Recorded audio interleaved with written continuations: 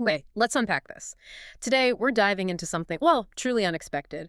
The surprising comeback of Clippy. Clippy. Yeah, that little paperclip. Exactly, that little digital paperclip from the old Microsoft Office days. He's back, but not as that annoying pop-up. He's become this symbol for something, well, something much bigger. Right.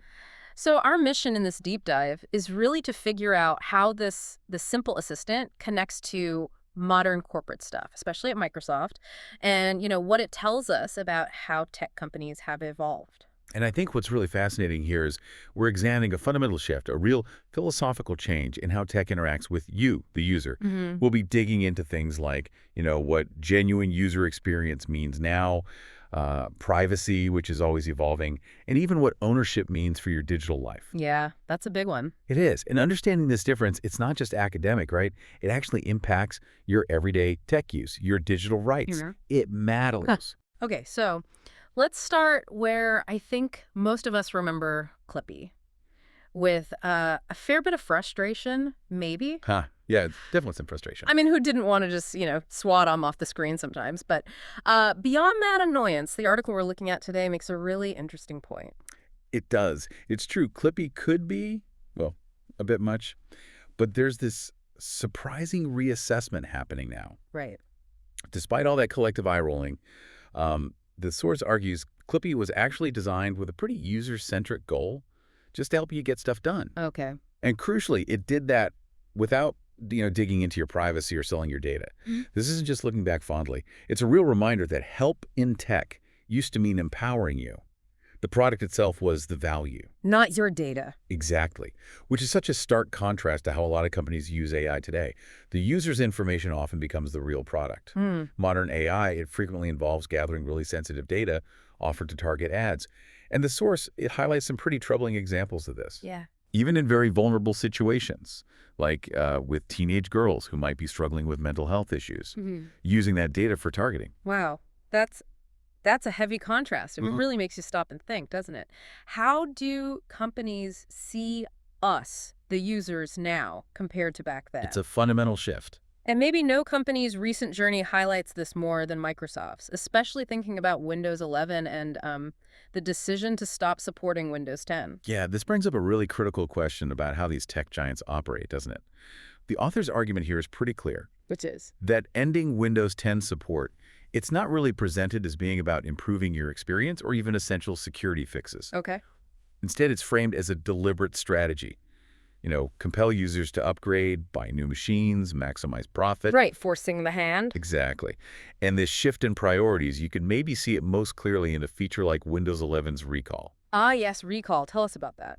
So, the article details how it's constantly taking screenshots of your activity. Basically, it's like a continuous photographic memory of everything on your screen. Everything, like emails, chats. Everything. Sensitive documents, personal messages, you name it. Now, they say it's stored locally. Which sounds safer. Well, potentially. Yeah. But the source really questions that assurance. Yeah. This huge collection of visual data stored right there on your device could be a gold mine for sophisticated malware, right? Mhm. Or even legal subpoenas. So local storage might not mean private in the way you'd hope. That's a really important point. So for you listening, especially if you've been using Windows for years or manage IT somewhere, what does it actually mean when an OS update feels less like an enhancement and more like you're being forced to migrate, maybe forced to ditch perfectly good hardware? It fundamentally changes the relationship, doesn't it, between you and the software you rely on. Absolutely. And zooming out a bit, these kinds of practices, they really push us towards a subscription model, fundamentally. Right, paying monthly or yearly. It's not just about the fees, though. It's a deeper shift in digital ownership. You're not really buying a license forever anymore. You're essentially renting access, Which means the company keeps control. total control, over the software's lifespan, its features, whether it even works. It creates this dependency that just wasn't there when you truly owned your software disk. Yeah, I remember those days. And the source also raises concerns about potential backroom deals. Like what?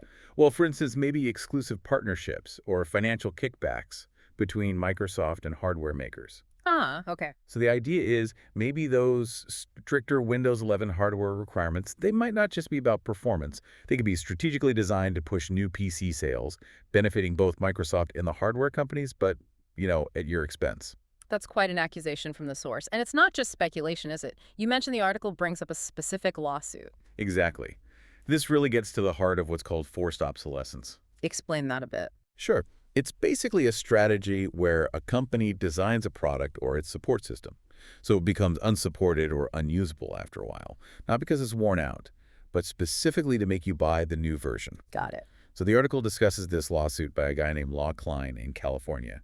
He's claiming that Microsoft ending Windows 10 support effectively bricks his current devices, right? Yeah. Makes them obsolete. So he's forced to buy new hardware he doesn't actually need yet. Precisely. And the author sees this legal fight as really important, a potential chance to shine a light on these wider corporate tactics, and maybe, just maybe, push back against this kind of forced obsolescence we see in tech. That's a really compelling argument the source makes. But just to play devil's advocate for a second, Okay.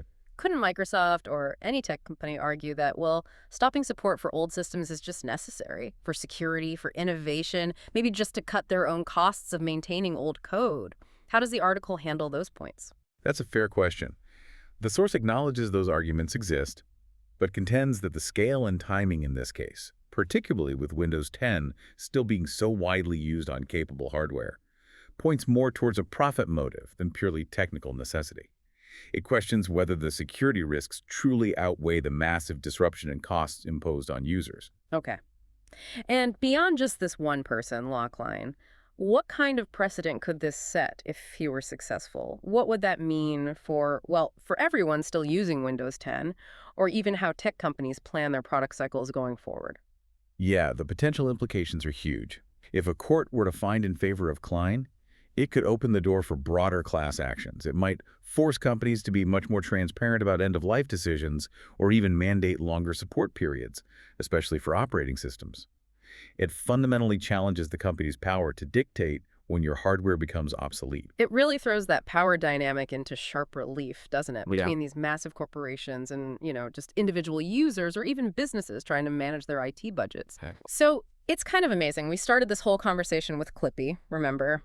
That assistant we all loved to hate because it was just too annoying. Right in your face. Yeah. And now the concern is about systems that are way more intrusive, collecting vastly more data, but they do it almost invisibly. It's quite the turnaround. It really is.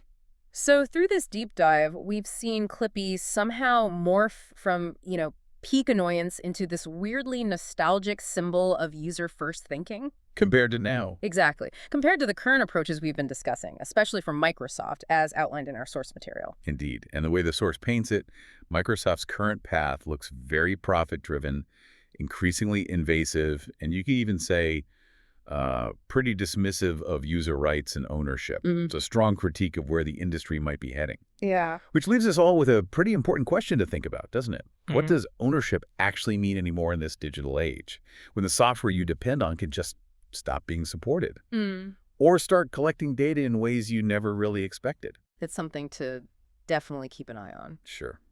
It's worth considering, how can you stay vigilant? How do you protect your data, your software rights in a tech world that's just constantly changing under our feet?